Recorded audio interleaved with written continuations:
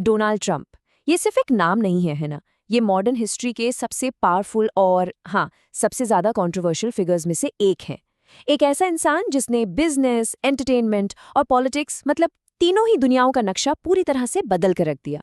तो चलिए आज उनकी कहानी के हर एक उतार चढ़ाव को जरा करीब से समझते हैं। उन्होंने दुनिया को बदला, लेकिन सवाल ये है कि किस कीमत पर। ये एक ऐसा सवाल है जो उनके पूरे करियर पर आप कह सकते हैं एक परछाई की तरह रहता है। और यही सवाल आज हमारे इस पूरे डिस्कशन का सेंटर पॉइंट होने वाला है। तो इस कहानी को हम 3 हिस्सों में देखेंगे। सबसे पहला है राइज, मतलब उनका वो शानदार उदय जब वो एक रियल एस्टेट मुगल से एक ग्लोबल सेलिब्रिटी बन गए। ये वो दौर था। फिर आता दूसरा हिस्सा, फॉल।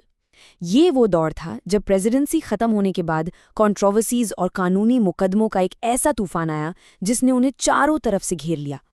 और फिर कहानी का तीसरा और सबसे चौंकाने वाला हिस्सा, कम बैक। एक ऐसी वापसी जिसकी किसी को उम्मीद नहीं थी। एक ऐसा कमबैक जिसने पॉलिटिक्स के सारे समीकरण ही बदल डाले। तो चलिए शुरू करते हैं एकदम शुरुआत से। सब कुछ स्टार्ट हुआ रियल एस्टेट की उस चमचमाती दुनिया से। अपने परिवार का बिजनेस उन्हें विरासत में मिला, लेकिन ट्रंप ने अपने एम्बिशन के दम पर उसे एक अलग ही लेवल पर पहुंचा दिया और देखते ही देखते न्यूयॉर्क शहर की स्काईलाइन पर अपना नाम हमेशा हमेशा के लिए लिख दिया। लेकिन देखिए, ये समझना बहुत ज़रूरी है कि उनका बिजनेस करियर एक सिक्के के 2 पहलुओं जैसा था। एक तरफ जहां ट्रम्प टावर जैसी शानदार सक्सेस थी, द अप्रेंटिस जैसा सुपरहिट टीवी शो था, तो वहीं दूसरी तरफ उनके कसीनो का बैंकरप्ट होना और बड़े-बड़े बिजनेस रिस्क्स भी थे। ये सब दिखाता है कि उनका सफर वही हमेशा फूलों की सेज नहीं रहा।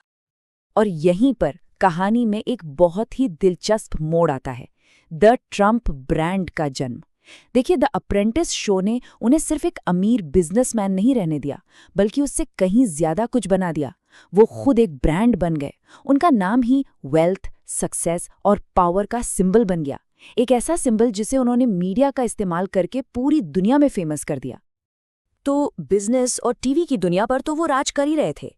इसके बाद उन्होंने एक ऐसी दुनिया में कदम रखा जिसके बारे में शायद ही किसी ने सोचा होगा, और वो दुनिया थी पॉलिटिक्स की। जिस वक्त सब लोग उन्हें बस एक रियलिटी टीवी स्टार समझ रहे थे, ठीक उसी वक्त उन्होंने एक ऐसा दांव खेला जिसने पूरी दुनिया को सच में चौंका कर रख दिया। तो सवाल एकदम सीधा सा है, आखिर एक सेलिब्रिटी इतनी बड़ी पॉलिटिकल फोर्स बन कैसे गया? क्या था उनकी इस कामयाबी के पीछे का राज? उनकी जीत का जो फॉर्मूला था ना, वो असल में 3 पिलर्स पर टिका था। पहला था उनकी एंटी एस्टैब्लिशमेंट इमेज, मतलब वो खुद को हमेशा सिस्टम के खिलाफ लड़ने वाले एक आउटसाइडर की तरह दिखाते थे। दूसरा, मेक अमेरिका ग्रेट अगेन, एक ऐसा स्लोगन जो बहुत ही पावरफुल और कैची था। और तीसरा, जो शायद सबसे जरूरी था, वोटर्स के साथ उनका वो सीधा इमोशनल कनेक्शन। और बस इसी जीत के साथ शुरू हुआ उनका प्रेसिडेंशियल टर्म, एक ऐसा दौर जिसे पावर, बड़े और अक्सर विवादित फैसलों और समाज में जो गहरी खाई बनती जा रही थी, उसके लिए याद किया जाता है। जरा इस टेबल पर एक नजर डालते हैं। इससे उनके कार्यकाल की एक साफ तस्वीर मिलती है। इमिग्रेशन को लेकर जो कड़े फैसले लिए गए, चीन के साथ शुरू हुआ ट्रेड वॉर, नॉर्थ कोरिया के लीडर के साथ वो ऐतिहासिक समिट, और हाँ, मीडिया के साथ तो लगातार एक जंग सी छिड़ी रही। ये कुछ ऐसी चीजें थी जिन्होंने उनकी प्रेसिडेंसी को डिफाइन किया। और इसका नतीजा क्या हुआ? ये चार्ट उस कहानी को बिना कुछ कहे सब बता देता है। एक देश जो पूरी तरह से बंट चुका था।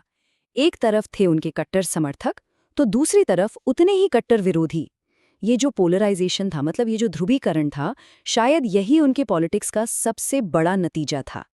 प्रेसिडेंसी तो खत्म हो गई, लेकिन कहानी का एक नया और शायद कहीं ज्यादा मुश्किल चैप्टर अब शुरू होने वाला था।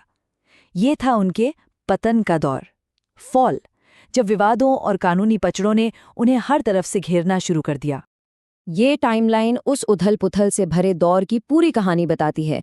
2020 में इलेक्शन के नतीजों पर सवाल उठाए गए, 2021 में कैपिटल हिल पर वो दंगे हुए, और फिर 2023 आते-आते फ्रॉड के केस, और फिर वो ऐतिहासिक पल आया जब अमेरिका के एक पूर्व राष्ट्रपति को गिरफ्तार किया गया।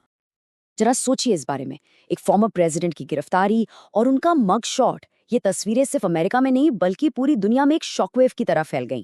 अमेरिकी इतिहास में ऐसा पहले कभी कभी नहीं हुआ था। अब कई लोगों ने तो ये मान ही लिया था कि भाई ये ट्रंप के पॉलिटिकल करियर का दी एंड है। लेकिन कहानी में अभी एक और ट्विस्ट बाकी था। ये थी उनकी वापसी की शुरुआत, उनका कमबैक। हर मुश्किल के बावजूद उन्होंने अपनी राजनीतिक जमीन को फिर से तैयार करना शुरू कर दिया। और उनकी वापसी की स्ट्रैटेजी बिल्कुल क्लियर थी। स्टेप 1, बड़ी बड़ी रैलियां करके अपने सपोर्ट बेस में फिर से जोश भरना। स्टेप 2, अपने लॉयल सपोर्टर्स के साथ फिर से कनेक्ट होना। स्टेप 3, कोर्ट में मिली कुछ जीतों को एक बड़ी विक्ट्री की तरह पेश करना। और स्टेप 4, इन सब के दम पर अपने पॉलिटिकल इन्फ्लुएंस को फिर से खड़ा करना। और नतीजा ये हुआ कि जैसा ये कोर्ट कहता है, उनकी वापसी ने दुनिया को हिला के रख दिया।